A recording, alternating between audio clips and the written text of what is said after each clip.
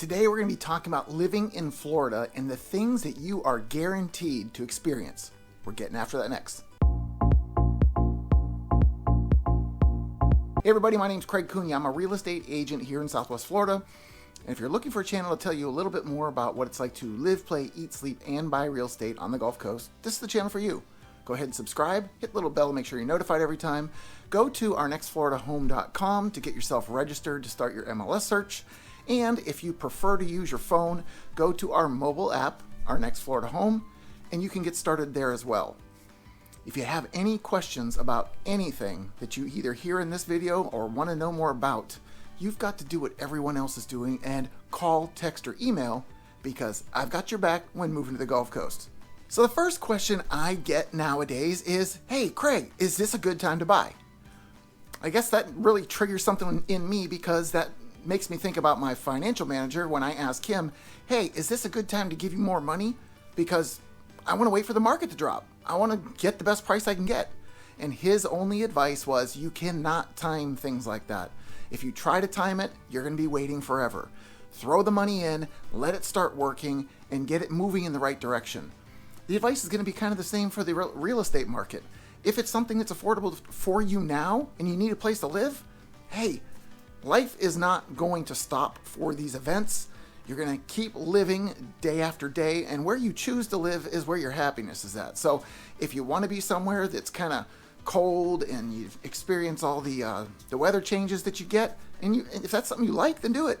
If you're somebody that's after the warmth and you're saying someday I'm going to do that, when is someday? If we try to time things like this, it just never works out that way. So if you're looking for a property in Florida, I'll tell you this. Prices have come down a little bit. Inventory is a little bit better. And there's less overall sales happening at the current time. Now we're about to go into season, so that could change very quickly. But with rates continuing to increase, we're probably going to see this slow for a little while. The one thing though is you have this one life to live. And if you don't make some decisions to get yourself moving towards the place you want to be, you may never do it. Now, the next thing is Florida is a huge litigious state. So if you do something wrong, like i.e. have a car accident, you can guarantee there's a lawsuit coming. That's just the way it is. Unfortunately, we have a bunch of crappy drivers, and that is one of the most common things we have is the car accidents. So if you're somebody that is in a position that you're a business owner, that you have savings here and there and in other places, you have some money, you want to make sure you get an umbrella policy to cover yourself. So any of your vehicles, your home, all that stuff, get an insurance policy, talk to your insurance guy, ask him for this umbrella policy. It's very inexpensive to do, but it's going to give you additional coverage over and above the standard coverages so that if someone ever comes after you, that you have an insurance that's going to pay a larger sum so that they don't come after your money. Now, I see these healthcare complaints on Facebook, so you're guaranteed to see that kind of stuff. People are complaining about everything. We're going to get to some more complaints, so just hold tight. Anyway, I get somebody that's complaining on Facebook about the healthcare, but doesn't say complain about what? What part of the healthcare were you not happy with? I happen to have a procedure done this week. It's not one we're going to go into detail about, but I had to go in for a colonoscopy. I am a little bit late in that process, but thankfully everything played out well, and my experience is nothing like what this person is complaining about. Did I have to wait longer than I expected? Sure. If that's what the complaint is, expect it. Wherever you go for healthcare in our area, you're waiting. So the best advice I can give you is get the earliest appointment in the day that you can get so that you're not having to be stuck behind a bunch of other people. But overall, the medical care process, the people were pleasant. They did everything in as timely fashion as they could. They explained everything that they're going to be doing, and they give you a sense of peace. They'll answer your questions. So just go in with peace and knowing that there are professionals here. If you find the right offices and the right people, stick with them. If you don't like the people that you found, find someone else. We have plenty of healthcare divisions down here, lots of specialists that you can visit.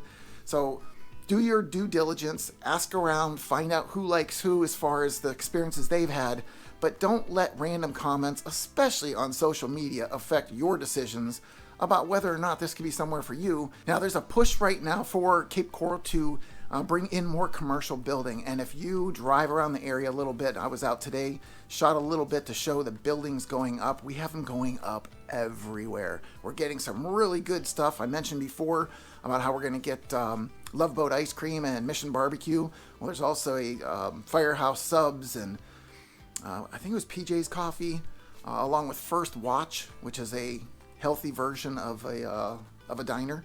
But it's all these things coming in one area. Then down on the west side of Cape Coral, we have an ABC Liquor coming in. It's official. The sign was up. That's awesome.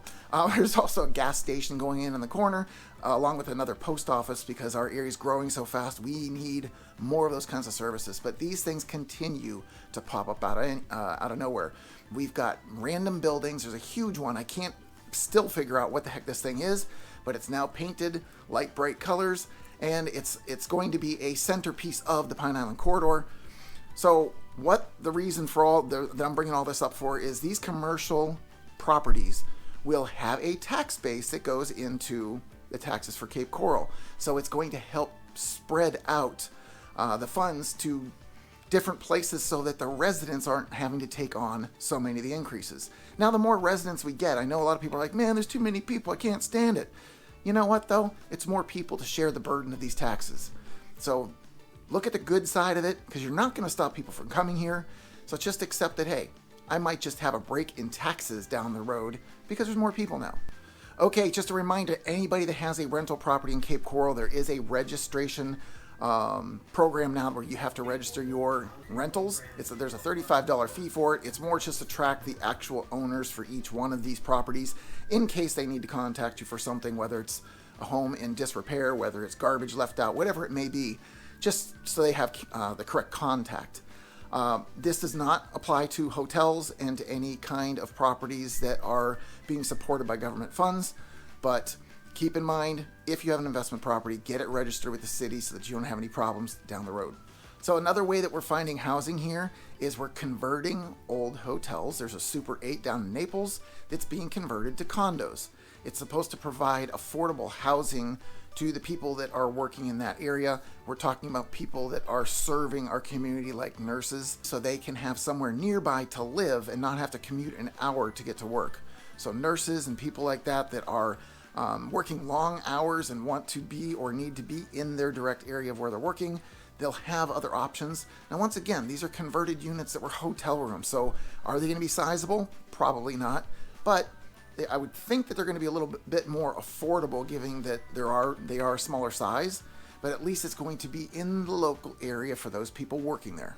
All right, so we're starting to see it. There were 5 storms kind of going on, or at least the makings of it, out in the Atlantic this week. And before this recording, I was going to be able to tell you that there's none of it going to affect us. But there's one that's coming up, and I think it's going to be called Hermine when it's finally named. It's still a tropical disturbance, but we are in the cone, the dreaded cone. You get to see all the spaghetti plots and all the crap that goes with it. And it's 5 days ahead of when it could possibly hit us, right? It still has to go along its path. It still has to cross over the tip of Cuba, if that's where it's going to go. And it still has to keep moving towards us.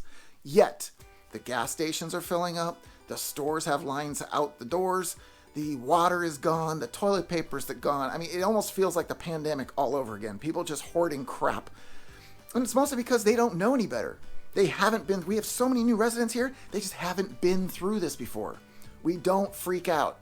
It's a category 2, possibly, if it does get to us, but it's 5 days away. And if you go topping off your gas right now on your vehicle, what the hell? You staying home all weekend? We're going into a weekend. You're going to have to fill it again. So don't overreact. And for God's sake, don't get a bunch of crap that you're not going to need. You don't need 10 cases of water. Seriously. It's supposed to just take a couple cases just to get you through maybe a week's worth of time, if you even need that. There's a number of other things that you can do to prepare for the storm.